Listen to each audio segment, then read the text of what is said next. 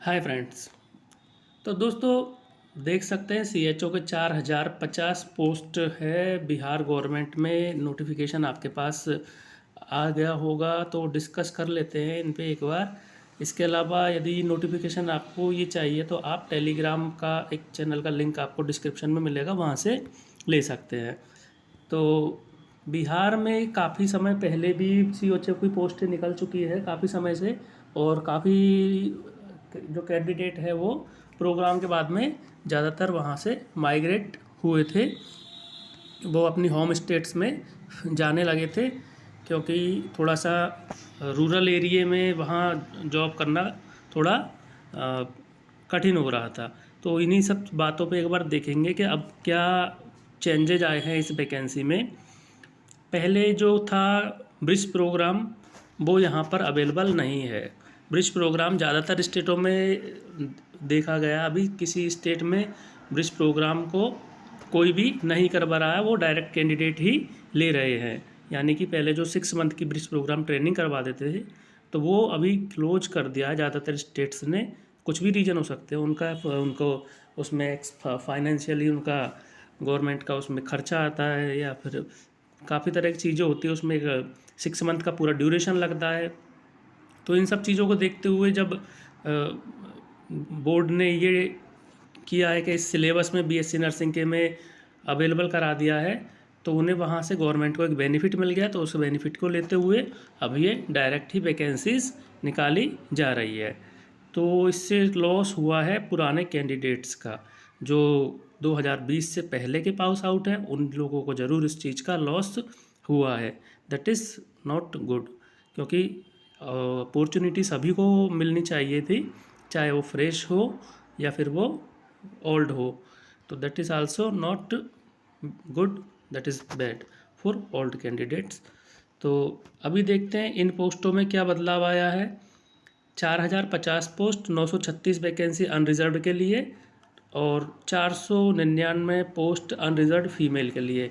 तो 1500 पोस्ट हम समझ सकते हैं कि आउट ऑफ जो अनरिजर्व्ड कैटेगरी है उनके लिए है। तो अनरिजर्व्ड कैटेगरी में आउट ऑफ स्टेट के लोग इंक्लूड होते हैं। बाकी ये सब बिहार स्टेट गवर्नमेंट की ही जो है कैटेगरी होती है। एमसीबी, एमबीसी, बैकवर्ड कास्ट, ये सब बिहार स्टेट गवर्नमेंट की स्पेसिफिक कैटेगरीज़ है। तो इनमें जो है वो वहीं के डोमिसाइल वाले बंदे अप्लाई कर सकते हैं।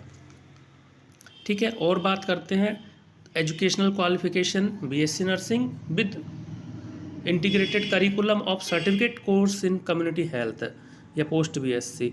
अब वही बात आ गई कि 2020 के बाद में जो बंदे पास आउट हुए हैं बीएससी नर्सिंग का या पोस्ट बीएससी नर्सिंग का, वो कि बहुत लिमिटेड है, उन्हीं लोगों के लिए ये वैकेंसी है।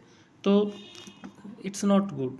तो इसके अलावा किन के लिए है, जीएनएम या पोस्ट बीएससी बीएससी, उन लोगों के लिए जिनने सर्टिफिकेट कर रखा है, ब्रिज प्रोग्राम कहीं से कर रखा है, चाहे उसी स्टेट से चाहे अदर स्टेट से, कहीं से वो कर रखा है और वो बिहार में आके ज्वाइन करना चाह रहे हैं, उन लोगों के लिए है। तो कैंडिडेट्स इसमें बहुत ही कम अवेलेबल हो पाएंगे मेरे हिसाब से। शायद मुझे लगता है जहाँ तक 4000 सीटें हैं, 4050, तो 1000-1500 सीटें शायद भर पाए, क्योंकि इतना कैंडिडेट इसमें मिलना इम्पॉसिबल। ठीक है, आगे बात करते हैं रजिस्ट्रेशन। जो इम्पोर्टेंट पॉइंट आता है, रजिस्ट्रेशन में ज्वाइनिंग के बाद में रजिस्ट्रेशन मांग लिया गया है, 3 मंथ का टाइम दिया गया है। That is also good point कि बंदे को ज्वाइन करने के बाद में टाइम मिलेगा। ऐसा नहीं है कि पहले ये रजिस्ट्रेशन कराओ, बाद में बंदा सेलेक्ट हुआ नहीं हुआ पता नहीं, रजिस्ट्रेशन करवाना पड़ गया। ऑनलाइन एप्लीकेशन 11 तारीख से स्टार्ट हो रही है, और काफ़ी लंबा टाइम दे दिया, 1 महीने का। 3/3 को ये फिनिश हो रही है। एप्लीकेशन फ़ीस 500 रुपये, और जो 250 रुपये हैं वो रिज़र्व कैटेगरीज़ के लिए है। इसके अलावा जो पॉइंट नंबर 8 में एक चीज़ आती है निकल के कि 18 मंथ का एक वो देना पड़ेगा बॉन्ड हमें, 18 मंथ का। पहले 3 साल का बॉन्ड चला करता था, अब यहाँ थोड़ा चेंजेस कर दिया है 18 मंथ का। Candidate shall successfully serve the district health society there for a minimum period of 18 month from the date of appointment. ये भी थोड़ा ठीक है, पर ज़रूरत नहीं थी जब ये किसी को कोई चार्ज नहीं दे रहे, कोई ट्रेनिंग नहीं करा रहे, डायरेक्ट कैंडिडेट हायर कर रहे हैं, तो बॉन्ड की ज़रूरत कहाँ थी। फिर भी पता नहीं क्यों बॉन्ड को ले रहे हैं। 6 मंथ का उन्हें दे के वापस जाना है संविदा की नौकरी, और 6 मंथ का पैसा अपनी तनख्वाह दे के जाना है। ठीक है। बॉन्ड ऑफ 1.5 लाख या 1.5 लाख रुपए का बॉन्ड 1,000 रुपये के स्टैम्प पेपर पे देना है 18 मंथ के लिए। पता नहीं क्यों देना है, क्यों ले रहे हैं, ना कोई ट्रेनिंग हो रही है ना कुछ। फिर भी बॉन्ड, चलो शुरू में तो जो बॉन्ड था वो समझ में आता था कि उसके लिए ट्रेनिंग हुआ करती थी, तो ट्रेनिंग में खर्चा हुआ करता था गवर्नमेंट का 1.5 लाख रुपये 2 लाख रुपये, तो वो बॉन्ड लेते थे। पर यहाँ तो डायरेक्ट कैंडिडेट हायर कर रहे हैं। तो ये है इस वैकेंसी का एक विवरण। तनख्वाह सही है, अदर स्टेट्स में जहाँ पर 20,500 दे रहे उसकी जगह यहाँ 25,000 दे रहे, 15,000 इंसेंटिव है, तो ठीक है, इतना ही सब जगह चल रहा है। और बाकी इसमें जो थोड़ा सा नेगेटिव पॉइंट है वो यही है कि जो वैकेंसीज़ निकाली गई है वो डायरेक्ट कैंडिडेट के लिए निकाली गई है, तो इतने कैंडिडेट शायद अवेलेबल हो, और वैकेंसीज़ इसलिए हो सकता है ये ज़्यादातर पोस्ट वैकेंट ही जाएगी, खाली ही जाएगी।